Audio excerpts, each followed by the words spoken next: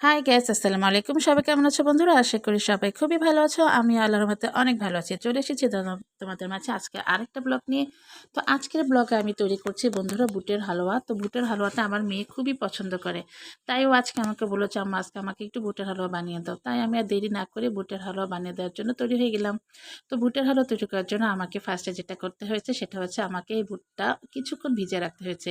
সেটা আমি 3 ঘন্টার মতোই আমি ভিজিয়ে রেখেছিলাম বন্ধুরা। তারপর এটা আমি সিদ্ধ করে নিয়েছি। সিদ্ধ করার পরে আমি ব্লেন্ডারে এটা আমি ভেঙে নিয়েছি, গুঁড়া করে নিয়েছি বন্ধুরা। তো আমি এখানে যেটা করেছি, যখন আমি এটা ভেঙে নিয়েছি ব্লেন্ডারে, তখন হালকা একটু পরিমাণ পানি দিয়ে তারপর আমি ব্লেন্ড করে নিয়েছিলাম। তো তারপর একটা চুলায় কড়াই দিয়ে দিয়েছি, সেখানে আমি দুধ দিয়েছি 1 কেজি পরিমাণ মতো। তো এখানে আমি এলাচ দিয়েছি, তেজপাতা দিয়ে ভালো করে দুধটা ঘন করে জাল দিয়ে নিয়েছি। তারপর আমি এখানে চিনি দিয়েছি স্বাদ মতো, আর লবণ দিয়েছি পরিমাণ মতো। দিয়ে ভালো করে নাড়াচাড়া দিয়ে যখন দুধটা আরেকটু ঘন হয়ে আসলো, তখন আমি এই যে ব্লেন্ড করা গুঁড়াটা বুটের হালুয়াটা দিয়ে দিলাম। তারপর ভালো করে নেড়ে চেড়ে নিচ্ছি বন্ধুরা। এই বুটের হালুয়া তৈরি করা কিন্তু খুবই ইজি বন্ধুরা। তোমরা অনায়াসে বাসায় যে খেতে মন চায় এই নিজেরা তৈরি করে খেতে পারো। তো এই রেসিপিটা তৈরি করতে কিন্তু আমার একদমই কষ্ট হয়নি, খুব ইজিভাবে আমি করে দিয়েছি।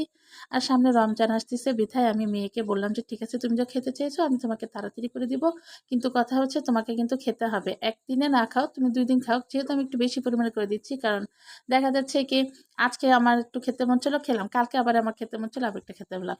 তো এইভাবে করে যদি খেতে মন চায় 2-1 দিন 3 দিন তুমি থাকতে পারো, সেই হিসাব করে আমি একটু বেশি পরিমাণে করে দিয়েছি বন্ধুরা। যেহেতু মেয়ে পছন্দ করে, একদিনে করে দিলে পরের দিন আবার মন চাইতে পারে যে ইস আম্মু যদি আরেকটু বানাতো তাহলে আমি আজকেও খেতে পারতাম। তো সেই হিসাব করে আমি একটু বেশি বানিয়েছি বন্ধুরা। তোমরাও ইচ্ছা করলে খুব ইজিভাবে এটা বাসায় বানাতে পারো। তো আমি ভালোভাবে অনবরত নাড়তেইছি বন্ধুরা। যত নাড়বা তত এটা কিন্তু মজা হবে, আর না নাড়লে কিন্তু নিচে ধরে যাবে বন্ধুরা। অবশ্যই তোমাকে নাড়াচাড়া করতে হবে। তো এই রেসিপিটা আমি আমি এর আগেও দিয়েছি বন্ধুরা, তোমরা হয়তো দেখো নাই, কিন্তু আমার এই চ্যানেলে আমি এটাই ফার্স্ট করছি। এর আগে আমি যখন বানাতাম তখন অনেকগুলো আইটেম করতাম। তো এই আজকে আমি শুধু বুটের হালুয়াটা করছি, যেহেতু আজকে কালকে থেকে রমজান, মেয়ে যেহেতু খেতে চেয়েছে, আমি এর বেশি কিছু করলাম না, কারণ রমজান মাসে এত খাওয়া হবে না। জাস্ট বুটের হালুয়াটা করছি। তো এই বুটের হালুয়াটা খুব ইজিভাবে করে নিলাম বন্ধুরা। এভাবে নাড়তে হবে বন্ধুরা, নাড়ে নিচে ধরে গেলে কিন্তু গন্ধ হয়ে যাবে, আর এটা নষ্ট হয়ে যাবে, এটা খাওয়ার মতো থাকবে না। তাই আমাকে এভাবে অনবরত নাড়তে হবে।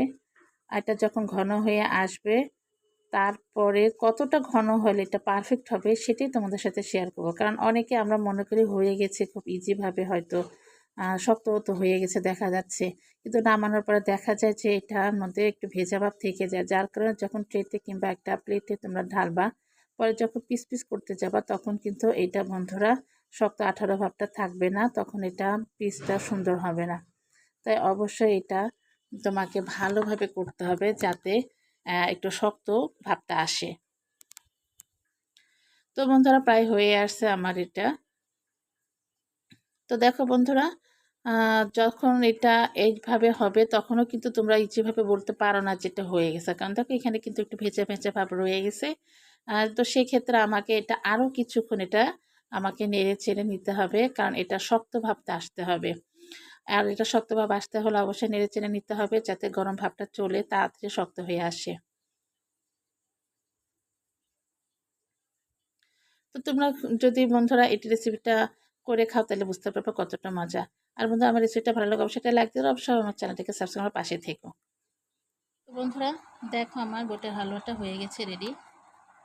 তো আমি 2টা প্লেটে সাজিয়ে নিয়েছি। তো এখন কেটে নেওয়ার পালা। ফার্স্ট এটা কেটে নেব বন্ধুরা।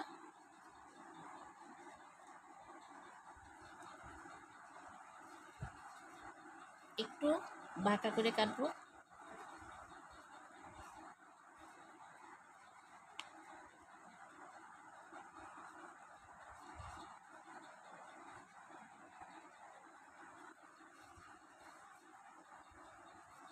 একটু ঘুরিয়ে দিব এখন।